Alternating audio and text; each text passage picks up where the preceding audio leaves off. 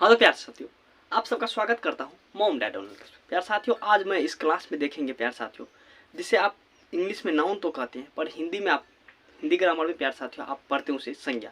पूरे डिटेल में संज्ञा के बारे में पढ़ेंगे प्यार साथियों।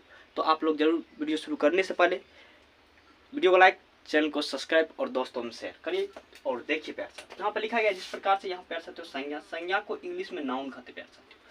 अब प्यार साथियों संज्ञा का क्या डिफिनेशन है, संज्ञा किसे कहते हैं, संज्ञा किस प्रकार काम करते हैं प्यार साथियों, उस सब जानिए।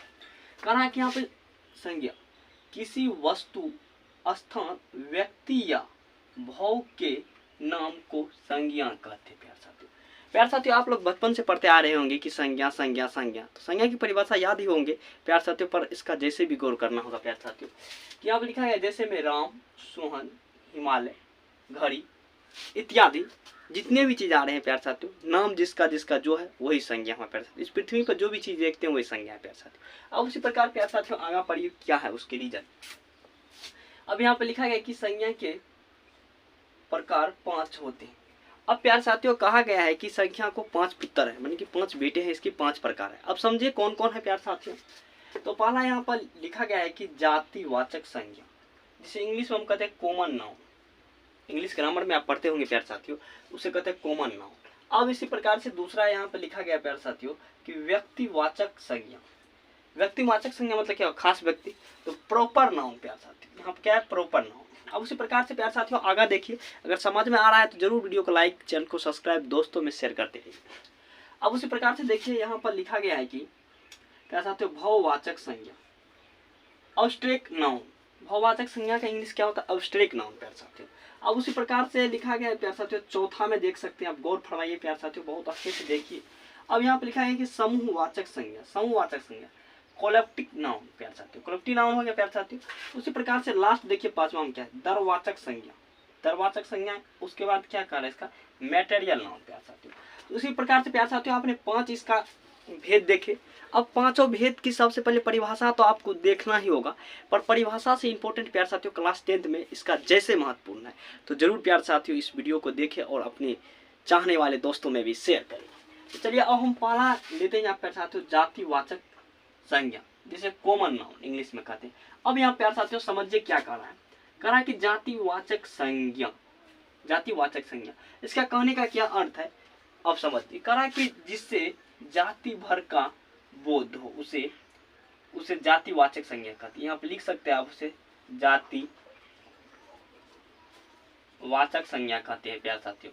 अब उसी प्रकार से प्यार साथियों क्लास 10th में परिभाषा से अच्छा इसका जैसे याद रखना चाहिए, तभी आपको ऑब्जेक्टिव बन सकता है प्यार। जैसे कह रहा है कि जातिवाचक, तो जाति क्या हो गया, जैसे गाय। अब हम किसी गाय के नाम लिए तो ऐसे नहीं जैसे छोटा गाय, बड़ा गाय, सब उसमें आ गया प्यार साथियों। उसी प्रकार से अब आप देखिए कि फल। अब प्यार साथियों हम बोलेंगे कि फल, तो फल में ये नहीं ना है कि हम किसी फल, एक फल का नाम ले हैं, जैसे केला हो गया, अमरूद हो गया, सभी फल जितने इस दुनिया में संसार में सभी फल हो गया प्यार साथियों। उसी प्रकार से अब प्यार साथियों उसी प्रकार से कह रहा है कि फूल। अब कहेंगे हम फूल का नाम लेंगे तो ये नहीं होगा कि किसी एक फूल को हम सूचित कर रहे हैं, जितने भी दुनिया में संसार में फूल है सबको हम कर रहे हैं, तो ये हो जाएगा जातिवाचक संज्ञा, उसकी जाति को संबोधन कर रहे प्यार। अब देखिए आप प्यार साथियों पहाड़ है। अब पहाड़ है तो क्या कहेंगे, छोटा पहाड़ है, बड़ा पहाड़। पहाड़ के तो दुनिया के हर पहाड़ जितने भी जो पहाड़ के रूप में आते हैं, छोटा है बड़ा सब हो जाएगा। और उसी प्रकार जैसे मनुष्य, तो अब प्यार साथियों जिस प्रकार से हम मनुष्य के उदाहरण दे रहे हैं, तो अब मनुष्य के जी नाम लेंगे तो क्या मनुष्य में क्या कहेंगे कि उसमें औरत नहीं आएगा, औरत भी आएगा। मनुष्य एक जाति है तो जाति जितने हैं सब आ जाएगा, इसी प्रकार इत्यादि। तो प्यार साथियों अगर आप स्क्रीनशॉट लेना चाहते हैं तो जरूर स्क्रीनशॉट ले लीजिए प्यार साथियों, हम साइड हो चुके हैं। अब प्यार साथियों इससे आगे देखेंगे तो जरूर वीडियो में बने रहे और वीडियो को लाइक, चैनल को सब्सक्राइब करते रहे। अब देखेंगे आगे। हाँ तो प्यार साथियों अब आगे देखिए दूसरा नंबर क्या है। कहा कि दूसरा नंबर प्यार साथियों जिस प्रकार से हमने पहला नंबर प्यार साथियों जातिवाचक संज्ञा देखे, और उसी प्रकार से दूसरा देखिए प्यार साथियों यहाँ पर लिखा गया है कि व्यक्तिवाचक संज्ञा। व्यक्तिवाचक संज्ञा क्या कह रहा है प्यार साथियों, कह रहा है कि जिससे किसी व्यक्ति या पदार्थ का बोध होता है उसे उसे उसे क्या कहते हैं प्यार साथियों, उसे व्यक्तिवाचक संज्ञा कहते हैं।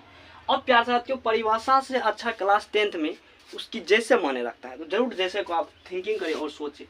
हिमालय प्यारे साथियों। उस प्रकार से पटना, गंगा, विष्णु, ब्रह्मपुत्र, ये सब हो गया प्यारे साथियों।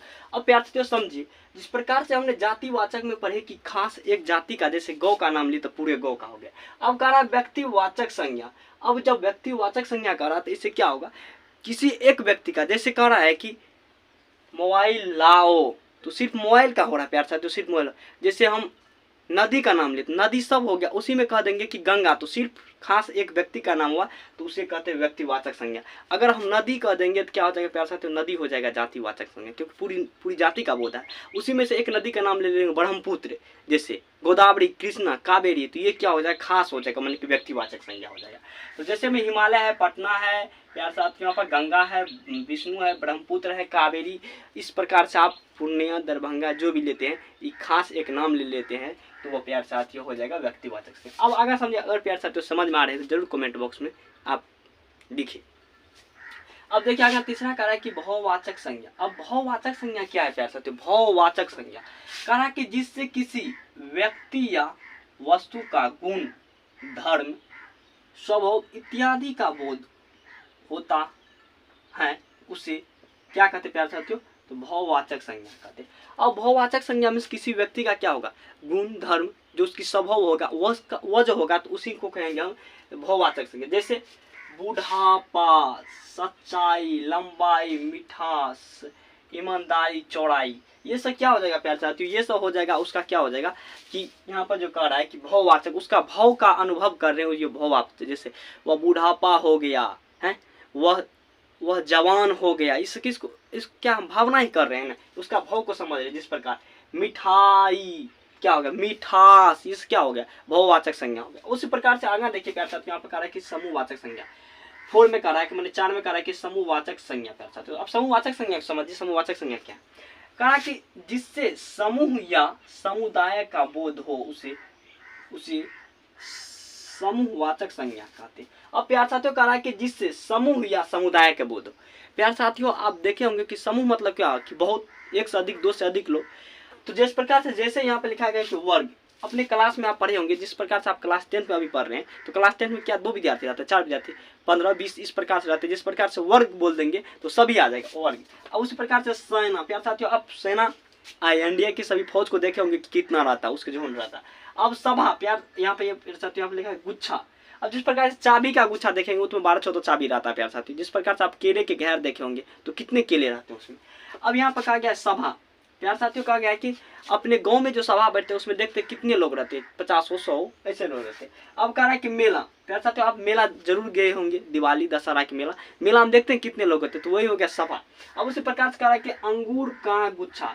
अब बाजार में अगर नहीं आपको समझ में आ रहा तो बाजार में जाना और किसी फल विक्रेता के पास जाना, उसके पास अंगूर होगा, एक अंगूर को उठाना प्यारे साथियों, कितने उस अंगूर के गुच्छे में अंगूर रहेंगे। अब उसी प्रकार से आगे प्यारे साथियों लास्ट है प्यारे साथियों, अगर लास्ट आपको पढ़ना चाहते हैं तो जरूर मेरे चैनल को सब्सक्राइब करें और दोस्तों में शेयर करें। उसी प्रकार से कह रहा है कि दर्ववाचक संज्ञा। दर्ववाचक संज्ञा क्या है, जिससे द्रव्य या धातु का बोध होता है, उसे क्या कहते हैं, दर्ववाचक संज्ञा।